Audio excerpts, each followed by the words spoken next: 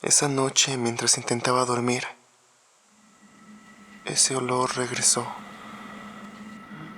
Ese olor familiar de la canela, pero no se sentía cálido como antes, sino espeso, empalagoso, tanto que me provocaba náuseas. Me levanté sobresaltado.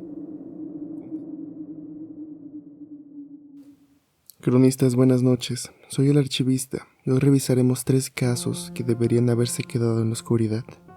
3 historias donde lo cotidiano se vuelve terror.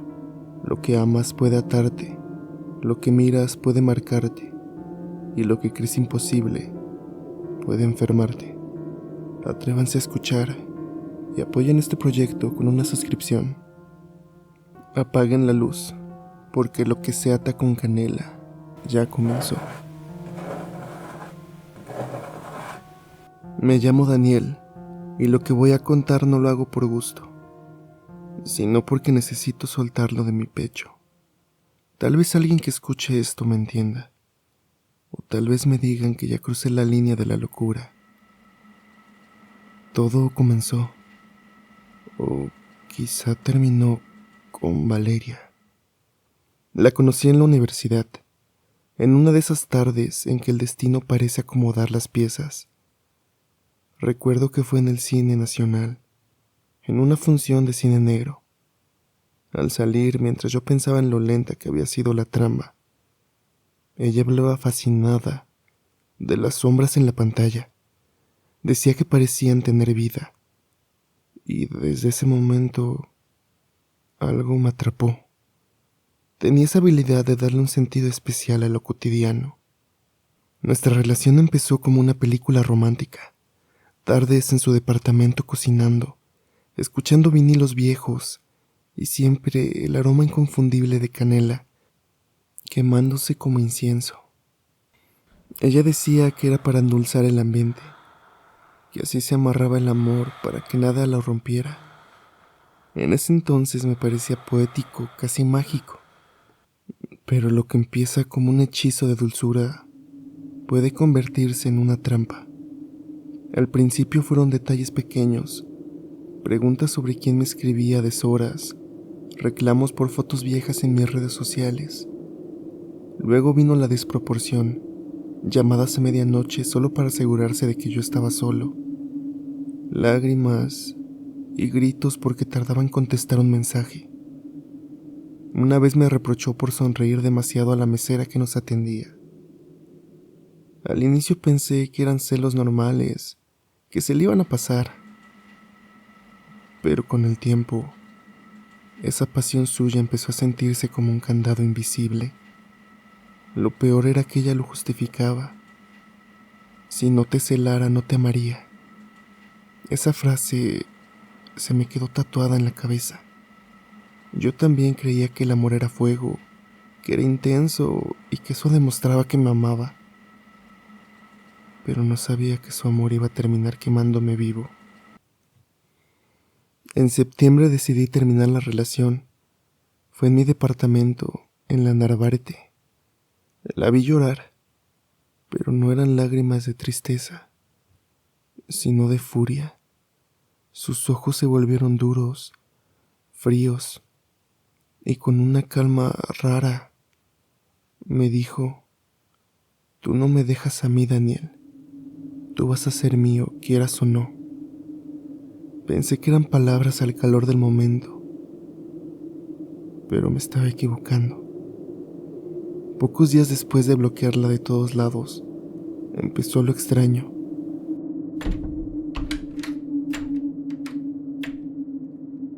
Una mañana, al abrir la puerta, encontré en el tapete un rastro de tierra negra, como polvo, y la barrí sin pensarlo mucho. Pero al día siguiente, el mismo rastro apareció en el mismo lugar, como si alguien lo estuviera colocando ahí con cuidado. Esa noche, mientras intentaba dormir, ese olor regresó. Ese olor familiar de la canela, pero no se sentía cálido como antes, sino espeso, empalagoso tanto que me provocaba náuseas. Me levanté sobresaltado, convencido de que estaba sugestionado. Llamé a Raúl, mi vecino y mejor amigo. Cuando entró a mi departamento, lo primero que dijo fue que olía raro, como a canela, y que él lo confirmara.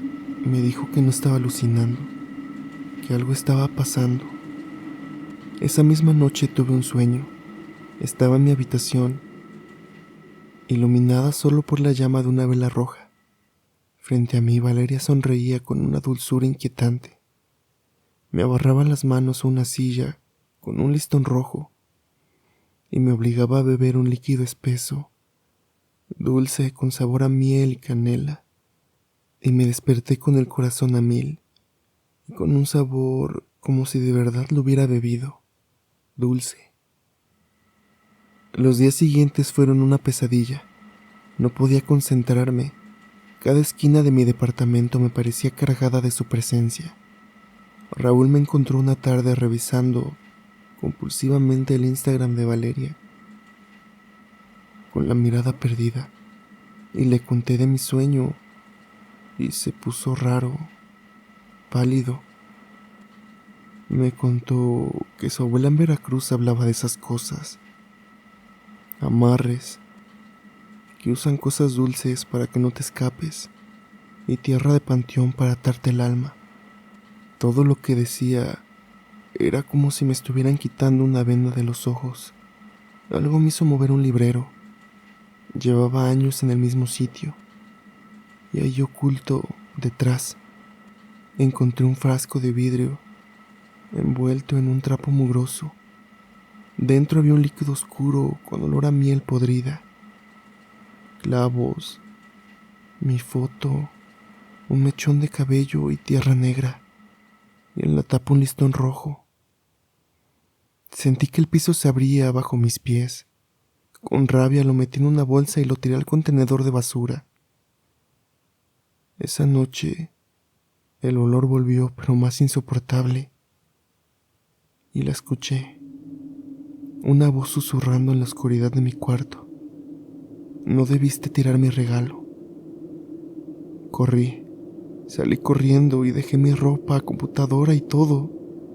Y ese día sí tuve miedo. Me refugié en casa de mis padres.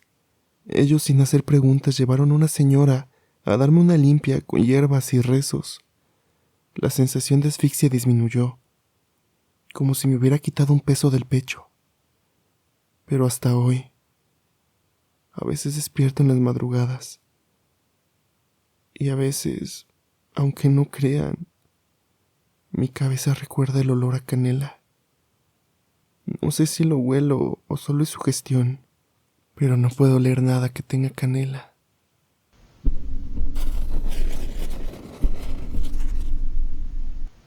Hay miedos que no se van nunca, no viven en la memoria sino en la piel, como un escalofrío repentino en un día soleado sin razón. Para mí, ese miedo tiene un nombre, y es la fiebre, y también tiene cara, el rostro de mi hijo. Me llamo Ricardo. Esto que voy a contarles sucedió hace 3 años, pero me sigue doliendo. Mateo, mi hijo, acababa de cumplir 4. Era un niño con mucha energía, lleno de vida. Ese sábado fuimos al parque ecológico, aquí en Puebla. El día era perfecto, sol brillante, aire fresco, familias por todos lados. De esos días que te hacen pensar que nada malo puede pasar. Mateo corría persiguiendo mariposas, riendo a carcajadas mientras yo lo observaba. Estaba sentado en el pasto y sentía una paz que solo da al ver feliz a la persona que más amas. Todo era normal, absolutamente todo. Regresamos a casa al atardecer. Cenamos, le leí un cuento y se durmió rápido. Pero a mitad de la noche, mi esposa Laura me despertó con un susurro, cargado de pánico. Ricardo, toca al niño. Está ardiendo. Mateo tenía 40 grados de fiebre. Lo llevamos de urgencia al hospital. Los médicos hicieron pruebas, análisis, radiografías, pero nada. Supuestamente no era viral, ni tampoco era una bacteria. No había una causa, solo la fiebre quemando su pequeño cuerpo. Los días siguientes fueron una pesadilla. El sonido de los monitores, el olor antiséptico, la piel de mi hijo empapada en sudor. Yo repasaba cada detalle. Fue algo que comió, un descuido mío, pero nada tenía sentido. Pero entonces un recuerdo que parecía insignificante me golpeó como un rayo. La tarde en el parque, mientras Mateo jugaba cerca de los columpios, yo había visto una mujer sentada, sola bajo un árbol, algo apartada. No se movía ni hablaba, solo nos miraba. No era una mirada cualquiera, era fija, intensa, antinatural. Y había algo más. Llevaba un vestido verde oscuro, demasiado grueso para ese calor, con un pañuelo atado en la cabeza, y no pestañeaba, ni una sola vez. No le quise contar nada a Laura. ¿Cómo le iba a explicar a mi esposa, una mujer de ciencia? ¿Qué crees? La enfermedad de tu hijo está ligada a la mirada de una desconocida.